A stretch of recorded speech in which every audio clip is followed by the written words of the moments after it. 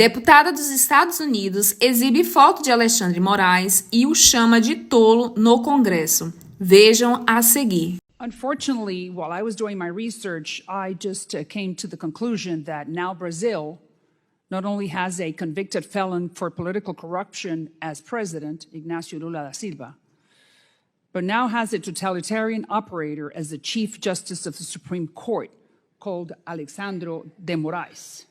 Wow.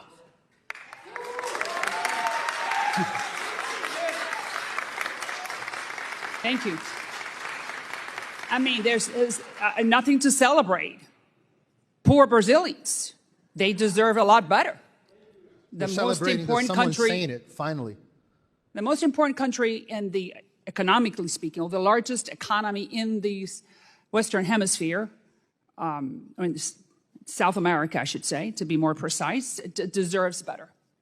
So, having said this, Elon Musk, the owner of Twitter, has become a target to the highest court because he shoots back.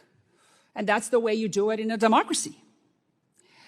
Really, we do not know if the Supreme Justice, Mr. de Moraes, is a socialist, or he's a useful fool, or he's a useful idiot for the socialists.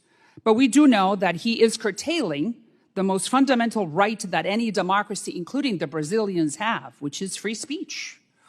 And I really do not understand why. So that's why. Thank you very much, Mr. Schellenberger, for being here with us. And I do want you to explain to us, why do you think that Elon Musk and Twitter is in the crosshairs of this gentleman? And I commend Elon Musk for doing that. Very good. That's exactly what he needs to do, not only in Brazil, but he needs to create the Brazilian model as an example that someone that has... He needs to create an example, not only for Brazil, but for the United States and for the rest of the hemisphere, that you do not mess with free speech. Across the board, it does not matter what you're saying, you have the right to say it as long as it does not bring violence, period. So there are two facts here that I think could shed some light on who Mr. de Moraes is, and these are facts. Number one, he gave the order to take down a post that said that Lula da Silva supports Daniel Ortega, the dictator of Nicaragua. Well, yes, it's true. So why can the Brazilians not know that? So Mr. de Moraes ordered to bring it down.